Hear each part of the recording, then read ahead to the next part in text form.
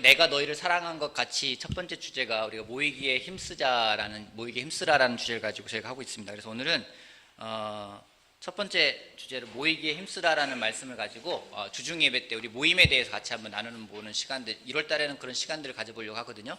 그래서 같이 한번 나눠보는 시간 갖도록 하겠습니다. 그래서 사도행전 2장 46절부터 47절까지 성경 구절은 제가 안 적어놨습니다. 일부러 여러분들 찾으시라고. 사도행전 2장 46절부터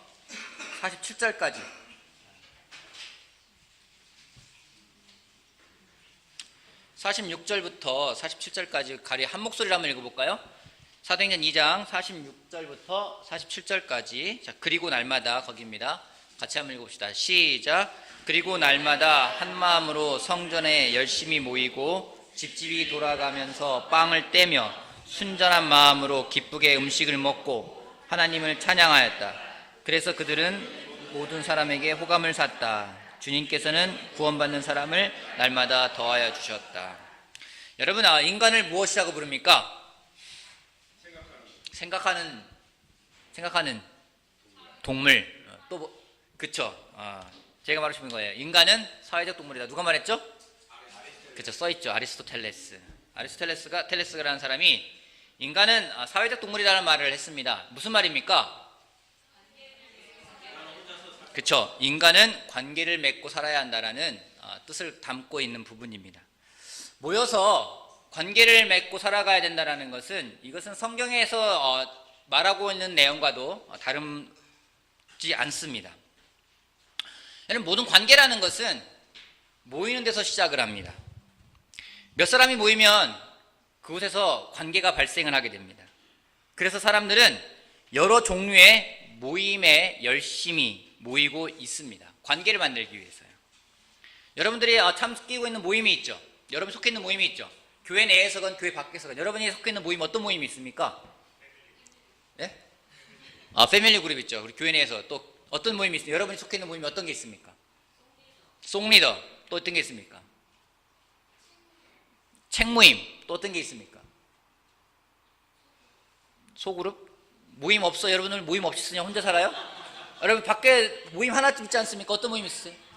네? 반모임? 네. 반모임? 반모임. 네. 또 어떤 모임이 있습니까? 여러분 속해 있는 모임. 성경부 모임이 있고, 또 희라경제는 속해 있는 모임 없어요? 교회 밖에서? 동문회도 있고, 우리 동호회도 있고, 그죠? 많은 모임들이 있습니다. 가족끼리 모이고, 친족끼리 모이고, 또래끼리 모이고, 동호인끼리 모이고, 동료끼리 모이고, 또 이상과 신념이 같은 사람끼리 모이고, 많은 모임이 있어서 여러 모양새의 모임을 통해서 우리가 관계라는 걸 맺어갑니다. 교회도 마찬가지입니다.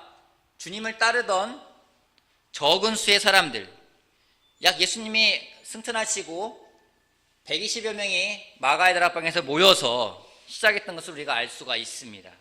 이것이 기독교 최초의 교회의 모습입니다. 적은 수가 모여서 했던 부분들.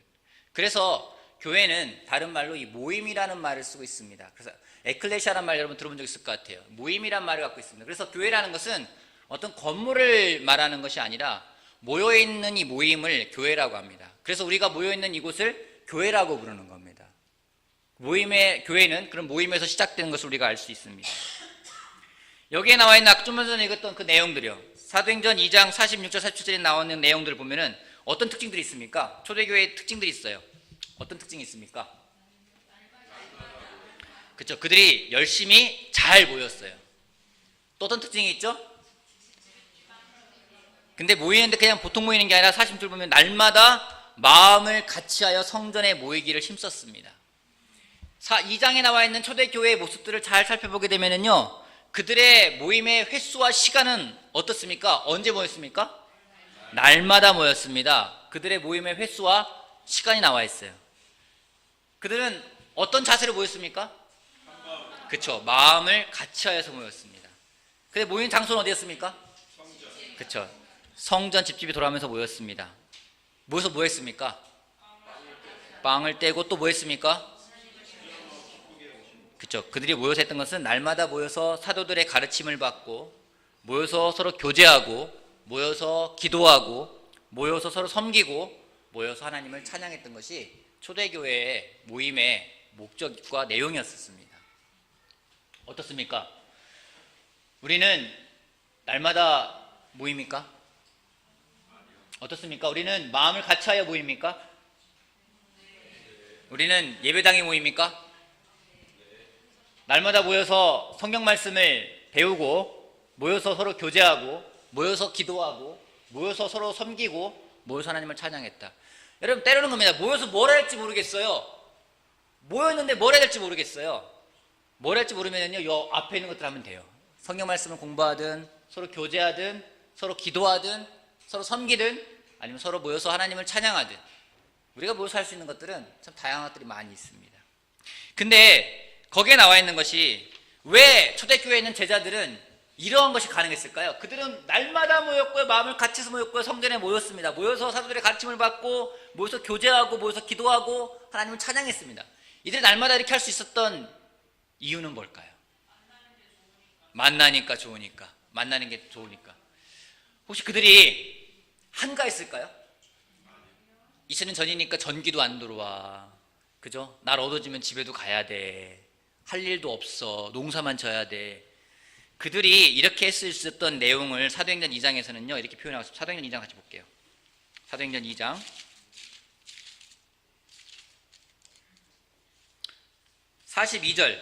42절 말씀 볼게요. 그들은 사도들의 가르침에 몰두하며 서로 사귀는 일과 빵을 떼는 일과 기도에 힘썼다고 나와 있습니다. 그들이요, 힘을 썼어요. 그들이요, 헌신했다고 나와 있습니다. 그들이 어디에 힘을 썼냐면요, 사도들의 가르침에 몰두하는 데에 힘을 썼어요.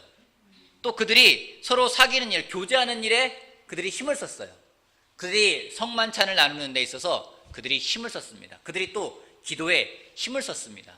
그들이 모일 수 있었던 이유, 어쩌면 그 당시는 가난한 사람들이었기 때문에 그들이 일을 하지 않으면요, 굶어 죽을 수밖에 없는지도 모르겠어요. 하지만 그들이 이런 생활 속에서도 그들이 매일 성전에 모일 수 있었던 이유는, 그것이 가능했던 이유는 그들은 모이기를 힘썼기 때문입니다. 헌신하다는 말이 있습니다. 힘썼다는 이야기입니다. 여러분, 주중 예배는요, 성경에 나와 있는 예배는 아니에요. 근데 저희 모임을 갖다가 주중 예배를 다른 말로는 주중 모임이라고도 합니다. 가족 모임이라고 합니다. 가족들이 다시 재헌신하는 시간들을 갖는 것이 이 모임의 목적 중에 한 가지입니다. 근데 이 헌신하다라는 얘기는요, 힘쓰다라는 말과 똑같은 말이거든요. 그들이 힘썼다라는 표현을 헌신했다라는 말로 표현하고 있어요. 근데 이 헌신했다, 힘썼다라는 말을 언제 쓰는지 아십니까? 이 힘쓰다, 헌신하다, 이 내용은 그냥 일반적으로 쓰는 내용이 아닙니다. 이 내용은요, 전쟁하다라는 의미가 담겨 있어요. 내가 전쟁할 때 힘썼다라는 말을 할 때 이 힘썼다라는 말을 쓰게 되는 겁니다. 어떻습니까, 여러분? 저절로 모여지나요? 어떻습니까? 여러분들 가족끼리 모이려고 해도 가만히 있으면 가족들이 다 모입니까? 아니죠. 모이기 위해서요, 힘을 써야 돼요. 모이기 위해서요, 계획도 세워야 돼요. 미리미리 준비를 해야 합니다. 가만히 있으면은요, 그냥 흩어져요. 혹시 여러분 흩어지기 위해서 노력해 본 적 있습니까? 흩어지기 위해서 막 우리 흩어져야 돼. 때로는 너무나 가깝기 때문에 모여서 막 집에 안 가려고 제가 흩어버리잖아요. 저는 9시 한 반쯤 되면 다 집에 가라고 흩어버리잖아요.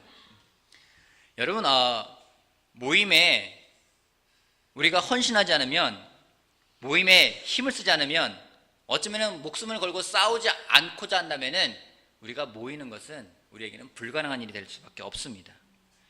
그들이 모임에 힘썼다는 얘기는, 다시 말해서 그들은요, 모이는 일에 목숨을 걸었다는 이야기예요. 나중에 뒤에 가서 얘기하겠지만 그 목숨을 거는 그 모습이 얼마나 아름다웠는지 모든 사람에게 호감을 샀대요. 그러면서 그들의 그 모임을 보면서 제사장들이나 그 당시에 율법학자들이 보고 놀랄 수밖에 없었던 이유가 거기에 있습니다. 모이는 것을 때로는 가볍게 생각할 때가 많이 있습니다. 모인다라는 건요, 그 사람의 믿음이 표현되는 거고요, 그 사람의 사랑이 표현되는 거고요, 그 사람의 소망과 열정이 표현되는 것이 모임에 나오는 것을 보면 알 수가 있습니다. 왜요? 힘을 써서 나왔기 때문에, 그 사람의 믿음도 담겨 있고 힘을 써서 나왔기 때문에 그 사람의 열정도 볼 수가 있는 거고 교회에 대한 사랑 또 그 사람의 소망을 볼 수가 있는 겁니다. 그러기에 우리가 때로는 나의 영적인 상태를 점검할 때는요, 내가 모임에 얼마나 힘쓰고 있는지 보면 알 수가 있어요. 모이는 것이 중요한 다른 이유가 있는데, 여러분 교회 성장학이라는 그런 학문이 있습니다. 교회 성장학을 보면은요 이런 말이 있습니다. 모임에 헌신하지 못하는 사람 변화 과정이 나와 있는데, 여러분 한번 모임에 못 나갔어요. 예배에 한번 빠졌어요. 어떻습니까? 불편하죠. 뭐 죄책감이 들기도 하죠. 그러면서 죄책감이 들면은요 막 기도도 하고요, 성경을 읽으면서 그 죄책감을 해소하려고 한다고 합니다. 한 번 빠지면. 두 번 빠졌어요. 연속으로 2번 빠졌어요. 어떤 일이 벌어질까요? 2번 빠졌어요. 2번 빠지면 어떤 일을 할까요? 한 번은 막 그냥 기도하면서 죄책감을 하려는 2번을 빠졌어요. 그러면요 그때는 어떤 일이 일어나는지 사람이 빠지게 된 이유를 찾습니다. 내가 왜 빠졌는지, 나는 너무 바빠, 나는 너무나 지금 몸이 힘들어, 나는 더 쉬는 게 필요해, 이런 모습으로 교회 가서 기빙하지 않느니 차라리 안 가는 게 더 도움이 될 것 같아 부터 시작해서 많은 자기 합리화를 시킵니다. 2번쯤 되면은요 3번, 4번 빠집니다. 어떤 일이 벌어질까요? 그쵸? 그때는요 덤덤해지면서요 무감각해져요. 그러다가 1달을 빠집니다. 2달을 빠집니다. 3달을 빠집니다. 어떤 일이 벌어질까요? 그렇게 되다 보면요 술집에 앉아있는 자신의 모습을 발견한다고 합니다. 옛 삶으로 돌아가는 거예요. 여러분 옛날 삶으로 돌아가는 것은 어렵지 않습니다. 여러분 주중 예배예요, 아니면 주일 예배예요, 한번 1달, 2달 안 나와 보세요. 마음에서부터 어떤 변화가 일어나는지 한번 보세요. 제가 여러분 그런 실험을 해보라고 권하고 싶진 않아요. 근데 점점점 하나님으로부터 멀어져가는 사람들을 볼 때에, 또 마음에서부터 점점점 멀어져가는 사람들을 볼 때에 이런 패턴들을 찾아가는 것을 볼 수가 있습니다. 여러분 오죽하면 이걸 학문으로 공부했겠습니까? 그렇기 때문인지 성경은 모이는 것을 강조하고 있습니다. 왜 모이는 것이 중요한지 오늘은 몇 가지 나누고 싶은 첫 번째는요, 열심히 모이면은 교제가 깊어집니다. 열심히 모이면 교제가 깊어집니다. 우리 그런 말 있죠? 눈에서 멀어지면 마음에서 멀어진다. 그죠? 눈에서 멀어지면 마음에서 멀어진다. 그래서 그럴까요? 그 에드워드 홀이라는 심리학자가 있습니다. 이 사람이 심리학 가운데서도 접근학이라는 것을 공부를 해가지고 연구를 해가지고 발표를 했어요. 그건 뭐냐면은 심리적인 거리는 물리적인 거리에 비례한다. 심리적인 거리는 물리적인 거리에 비례한다. 그래서 여러분 아주 이렇게 친밀한 사이일 때 대략 거리 있잖아요. 거리. 아주 친밀할 때는 거리가 대략 어느 정도의 거리에 있을까요? 친밀한 사람과 같이 있을 때. 친밀한 사람 했을 때는요, 그 거리를 대충 한 가족이나 연인인데 한 15cm에서 46cm 정도를 둔다고 합니다. 요 정도 한 뼘, 2뼘 요 정도가 이제 친밀한, 요 안에 있는 게 친밀한 사람, 연인이나 가족은 이렇게 돼야 돼요. 요 정도. 그렇다면은 그냥 친구나 어떤 직장 동료, 친구나 직장 동료랑은 막 붙어 있진 않잖아요. 약간 거리를 두잖아요. 이런 사람들은 한 46cm에서 1.2m 정도 둔다고 합니다. 일반적으로. 또 사회적인 거리, 일정한 거리를 유지하면서 서로 방어할 수 있는 편안한 거리. 누군가 대화를 나눌 때 너무 가까이 막 이렇게 다가와서 얘기를 하잖아요. 부담스럽잖아요. 그럼 막 뒤로 물러가잖아요. 근데 대략 거리를 둬야 되는데 이 정도 거리는 한 1.2m에 3.6m라고 합니다. 또 공공적인 거리, 대중과 만날 때, 제가 여러분과 만날 때 적절한 거리 있잖아요. 저는 개인적으로는 정말 바로 앞에 와서 들었으면 좋겠는데 제 침이 튀는 바람에 힘들 것 같고, 그럴 때의 거리는요 약 3.6m 정도 이상이라고 합니다. 근데 재미난 게 있어요. 우리가요 같이 있다가도요 마음이 멀어지는 걸 어떻게 할 수 있는지 아십니까? 부부가 있다가 부부가 마음이 멀어지는 걸 어떻게 할 수 있는지 아십니까? 이게 되게 재밌게 사진을 찍은 게 하나 있는데요, 20대 30대 초반의 젊은 연인들이에요. 어떻습니까? 가까이 붙어있죠? 이걸 보면 여러분 저 사람 사이가 어떻다 생각이 들어요? 좋아 보인다, 친밀하다, 가깝다, 그쵸? 되게 안정감이 느껴진다, 뭐 이런 얘기를 할 수 있을 것 같아요. 근데 같은 장소인데 중년의 나이가 드신 부부가 딱 앉아 있습니다. 거리가 좀 있죠? 올림픽 공원이에요. 누가 찍었어요, 이걸 정말로. 이거 연출이 아니에요. 찍었어요. 이제는 연인 관계였던 사람이 이제는 어떤 관계가 되어버렸습니까? 이제는 개인적인 친구나 직장 동료가 돼버린 거예요. 남매 같은 사이가 돼버린 거죠. 부부였다가 남매가 돼버렸어요. 그러다 나이가 좀 더 가잖아요. 이장소라고 생각이 드는데 이장 찍은 사진이 있는데 그 다음 사진이요. 할아버지 할머니인데요. 멀어져 있어요. 멀어져 있어요. 이때는 이제 사회적인 관계밖에 안 되는 거죠. 적당한 거리를 유지하면서 서로 방어할 수 있을 정도의 안정감을 느낄 수 있는 거리. 여러분, 우리 마음에서의 거리는요, 물리적인 거리와 굉장히 비례하게 되어 있습니다. 여러분 한번 누가 가까이 있는 친구지만은요, 한번 안 만나보세요. 멀리 있어 보세요. 먼 친척보다 가까이 있는 이웃이 낫다는 말도 있지 않습니까? 여러분, 여러분에 있는 패밀리 그룹에 모이지 않기를 한번 안아보세요. 어떤 일이 벌어지는지. 모여도요, 한 사람은 저쪽 끝에 있고 난 여기에 떨어져 있고, 맨날 모이면서 거리가 뭐 3m, 4m 이상 거리를 두고서는 있으면서 모이면은요, 여러분 가까워지기가 힘듭니다. 친밀함이라는 것은 느낄 수가 없습니다. 자주 만날수록 마음의 거리, 영적인 거리는 가까워집니다. 우리 안에서 매주 모이기 노력하는 이유 중에 한 가지가 그런 것들이에요. 사탄은요, 모였을 때 어떤 일이 벌어질지 알기 때문에 모이는 걸 자꾸만 흩어버리려고 노력을 하고 있습니다. 교제라는 것은, 서로 간의 교제는 접착제와 같은 겁니다. 친밀한 교제는 사랑으로 서로를 더 하나가 되게 하는 힘이 있기 때문에 어마어마한 능력이 있는 것입니다. 그렇게 한 마음으로 모였을 때 그 예배가 뜨겁게 들을 수도 있고요. 그렇게 한 마음으로 모였을 때 그 기도가 놀랍게 하나님께 들어줄 수도 있고요. 그 모든 것들이 나옵니다. 여러분 열심히 모이면은요, 믿음이 성장합니다. 아까 교제가 성장했잖아요. 열심히 모이면요, 이번엔 믿음이 성장합니다. 하나 볼게요. 자석이 있습니다. 클립이 있죠.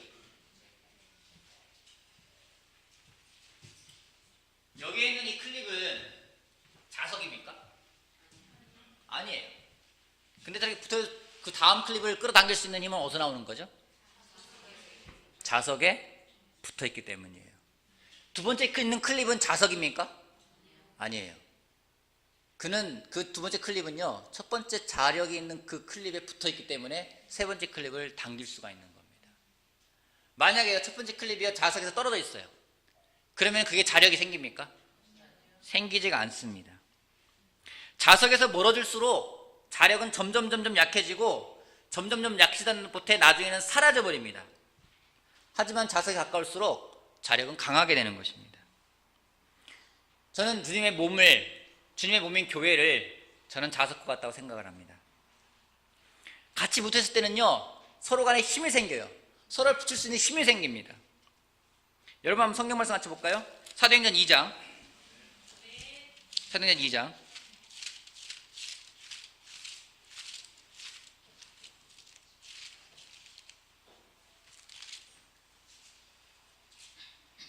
7절 말씀. 같이 한 목소리 한번 읽어봅시다. 2장 7절. 자, 그들은 놀라. 거기 볼게요. 시작. 그들은 놀라.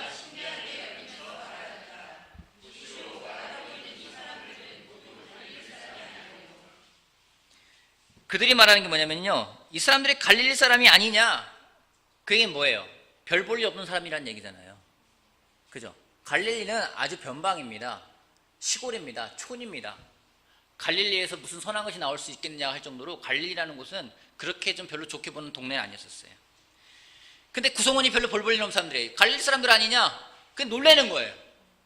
그들이 방언으로 말한 것 보면서 놀래기도 하고, 여러분 초대교회에 모인 사람들이 놀랬어요. 제사장들이 그들 보면 놀랬습니다. 뭐 때문에 놀랬습니까? 그들이 유창하게 막 말을 했기 때문이었습니까? 뭐 보고 놀란 거예요? 그들의 모여있는 같이 하나 되는 모습들이 놀라운 거였어요. 그들의 교제가 놀라운 거였어요. 그들이 그렇게까지 모여가지고 하나님을 찬양하는 게 놀라는 거였습니다. 그들이 특별하게 뭘 해서 놀라운 게 아니었어요. 그냥 모여있는 것만으로도 놀라웠던 거였어요. 모일 수 없는 사람들인데 힘을 내서 모인 것 자체가 사람들에게는 격려가 되고 사람들에게는 놀라는 거였습니다. 가난하고 무식한 사람들을 통해서 모였을 때 하나님은 새롭게 그들을 통해 역사하시는 그런 기적을 나타내면 우리가 배웠으면 좋겠습니다. 우리의 정체성이 있습니다. 우리를 성경에서 뭐라고 부르나요? 정권대사. 또 뭐라고 부릅니까? 제사장. 우리를 뭐라고 부릅니까? 하나님의 자녀. 우리를 세상에 뭐라고 부릅니까? 우리를 빛이라고 부릅니다. 마태복음 5장 같이 볼게요. 마태복음 5장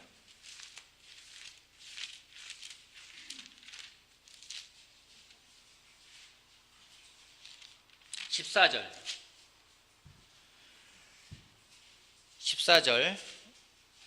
15절 16절.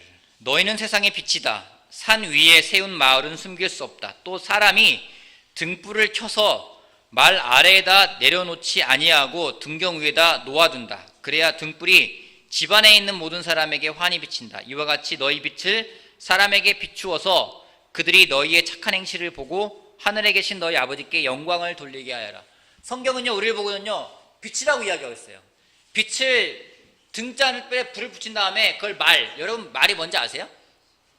옛날에 그 쌀 할 때 한 말, 두 말 하는 그 말 있잖아요. 이렇게 통으로 된 거 있잖아요. 이렇게 그걸 큰 접시, 영어로는 접시 나와 있는데 이렇게 이만하게 생긴 나무로 된 이렇게 짠 게 있어요. 그래서 쌀을 할 때 되가 있고 말로 하기도 하고.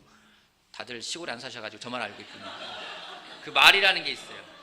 등잔을 켜가지고 그 말에다 안에 넣어놓으면은, 이렇게 통으로 된 나무에다 넣어놓으면은 그게 빛을 비치겠습니까? 안 비춰진다는 얘기예요. 너희가 빛인데 너희 빛을 올려서 사람들에게 비추게 하라고 이야기를 하고 있어요. 성경은요, 우리 보고요, 빛이라고 나와 있어요. 근데 한 가지 문제는 뭐냐면요, 우리는요, 우리 스스로를 빛을 낼 수 있는 사람들이 아니에요. 우리는요, 명확히 말하면 빛이 아니라 빛을 반사하는 도구라는 거죠. 빛은 누구예요? 하나님이에요. 예수님이에요. 이 땅에 빛으로 오신 분이 예수님이에요. 그 예수님의 빛을 내가 비춰야 되는데, 나 스스로 막 힘을 내고 나 스스로 태워가지고 빛을 내는 게 아니에요. 빛을 어떻게 내겠습니까? 예수님께 붙어있지 않으면요, 예수님의 빛이 나한테 들어오지 않게 하면요, 빛을 비출 수가 없어요. 또 하나 볼까요? 우리를 뭐라고 하는지 고린도후서 2장 15절 말씀 보겠습니다. 고린도후서 2장 15절. 고린도후서 2장 15절. 고린도후서 2장 15절. 제가 읽겠습니다. 2장 15절. 우리는 구원을 얻는 사람들 가운데서나 멸망을 당하는 사람들 가운데서나 하나님께 바치는 그리스도의 향기입니다. 우리 보고요, 그리스도의 향기래요. 아까 김정민 형제가 시스템실에 있더라고요. 그래서 김정민 형제가 딱 만났는데 제가 이야기하다가 너 생선구이 먹고 왔구나 이야기를 했어요. 어떻게 알았을까요? 냄새가 났어요. 그죠? 그 냄새는 김정민 형제한테서 왜 났을까요? 입에서 나는 냄새가 아니었어요. 옷에서 나는 냄새였었어요. 그죠? 여러분, 때로는 누구 만났는데 얘 김치찌개 먹고 왔네? 다 알죠? 어떻게 합니까? 냄새가 뱄어요. 그 냄새는 왜 뱄습니까? 그쵸, 그곳에 오래 있었으니까요. 생선 가게를 지나가면 냄새가 뱄니까? 안 배요. 그 안에 들어가서요, 최소한 먹고 그게 내 몸에 막 뵐 때까지 딱 있어야 돼요. 근데 우리 보고 그리스도의 향기래요. 그럼 우리가 어떻게 향기를 낼까요? 여러분, 옆 사람에서 무슨 냄새 납니까? 그리스도 향기가 냄새 납니까? 그 사람이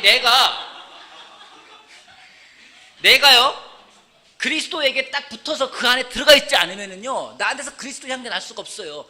여러분, 그리스도 향기라고 하면 내가 그리스도 향기야, 내가 냄새 나는 게 그리스도 향기야가 아니라, 내가 그리스도에게 붙어 있지 않으면은요, 나한테서 그리스도 향기 날 수가 없어요. 나한테 나는 냄새는 뭡니까? 제 가운데 썩어서 죽을 냄새밖에 안 나요. 썩은 냄새밖에 안 나요. 근데 예수님에게 붙어 있으니까, 그 안에 들어가 있으니까 내 안에 예수님의 향기가 배가지고 나를 다닐 때마다 사람들에게 너한테서 그리스도 향기가 나 이렇게 말하는 거지, 내가 막 비누칠하고 막 뿌려가지고 내는 냄새가 아니라는 거예요. 이 이야기는 뭡니까? 우리가 빛 가운데 거하지 않고요, 우리가 그리스도 안에 붙어있지 않으면요, 우리에게는요, 그런 우리의 정체성을 잃어버린다는 겁니다. 어떻게 이걸 지속할 수 있는지 예수님 말씀하셨어요. 요한복음 15장 말씀 보겠습니다. 요한복음 15장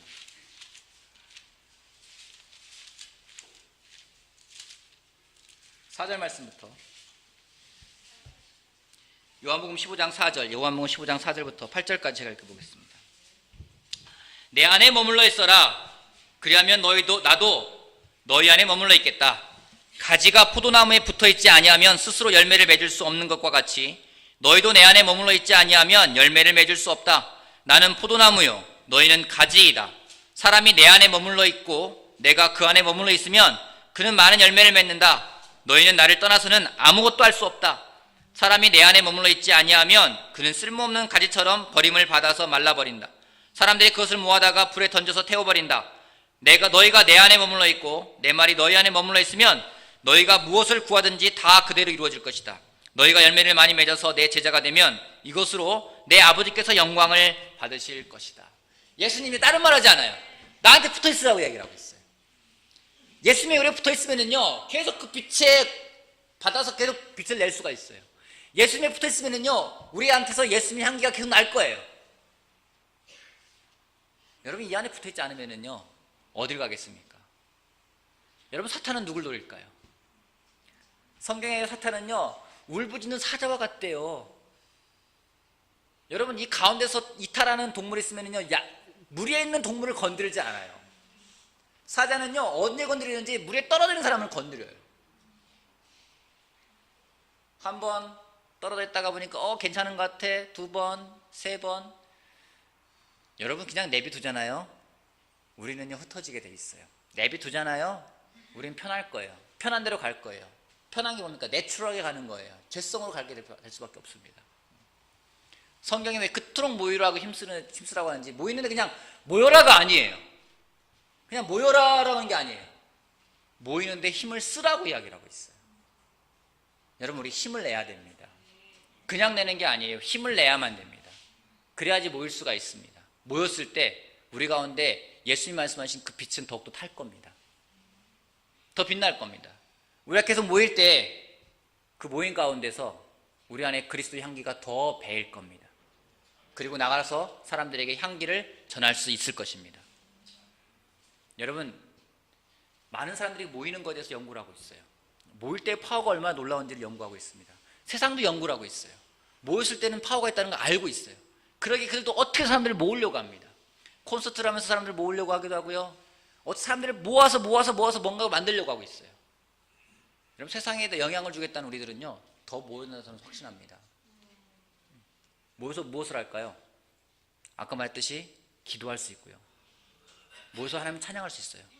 요즘에 제가 굉장히 개인적으로 도전받고 있는 페이스북이 하나 있어요. 오렌지 카운티에 있는 교회에서 올려오는 그런 사진인데 9시면 기도하는 걸 여전히 하고 있더라고요. 여전히 모여서 누구누구 모였는지, 우리 가운데 있다가 그 미국에 가신 효남 어머님 사진에 자주 등장하고 매번 등장하고 해서 제가 아주 감사하게 보고 있습니다. 사진에 등장하셔가지고 거기서 사진 찍고 뭐 빵도 주고 고구마도 주고 뭐 고구마 보리차 해가지고 고구마 보리차 먹고 기도하고 나누면서 사진 찍고 해서 사진이 매일 업데이트되는 거 보면서 제가 놀래고 있어요. 모여서 이렇게 하고 있구나. 근데 그 모습 보면서 지겹겠다, 힘들겠다, 추운데 고생한다, 그런 생각 안 들어요. 아름답다는 생각이 들어요. 그 자리에 모인 사람들이 억지로 끌려가지고 막 얼굴이 막 이러는 게 아니에요. 다 빛나요. 너무 보기 좋아요. 여러분, 여러분의 패밀리 그룹이 그런 패밀리 그룹이 되길 바랍니다. 모이는데 힘을 내십시오. 여러분의 가족이 또한 그런 가족이 되길 바랍니다. 가족도 모이지 않으면요 힘을 낼 수가 없습니다. 여러분 가족도 매일 떨어져 있어 보세요. 제가 아내랑 떨어졌을 때 보고 싶은 마음이 있는데요, 보고 싶은 마음은 생기죠. 괴로운 거예요. 괴로운 거예요. 여러분 눈에서 멀어지면 마음에서 멀어집니다. 성경에 나와 있는 말은 아니에요. 하지만 사람들이 그렇게 알고 있어요. 모임에 한 번, 두 번, 세 번. 영적으로 약해진 사람들의 공통적인 특징이 있습니다. 주중 모임부터 안 나오기 시작을 해요. 주중 예배를 안 나오면서 주일날 가끔씩 한번 빠집니다. 그럼 한 달에 한 두 번 만나는 겁니다. 30일 가운데 두 번 만나고 28일은 혼자 살고 있어요. 그런 사람은 사탄이 가만 놔둘까요? 사탄의 철 타겟이 될 겁니다. 서로 우리가 만나야 됩니다. 서로 지켜야 됩니다. 모여 살자고 하는 이유가 그런 데 있어요. 같이 모여야 돼요. 서로 교제해야 됩니다. 삼류화시키지 말고 이유 찾지 말고, 여러분 모이는 건요 전쟁이에요. 그 전쟁을 같이 하길 바랍니다. 사탄에게 선포하세요. 내가 전쟁하겠다고, 모이는데 힘을 내겠다고, 어떻게든 내가 모이겠다고. 그래서 정말 승리해서 서로가 서로에게 영적인 더 힘을 줄 수 있는 우리가 되길 바라겠습니다. 다음 주부터는 우리가 모여서 무엇을 하면 좋을지 더 구체적으로 같이 나누는 시간을 갖도록 하겠습니다. 우리 모이는데 힘을 냅시다. 아멘.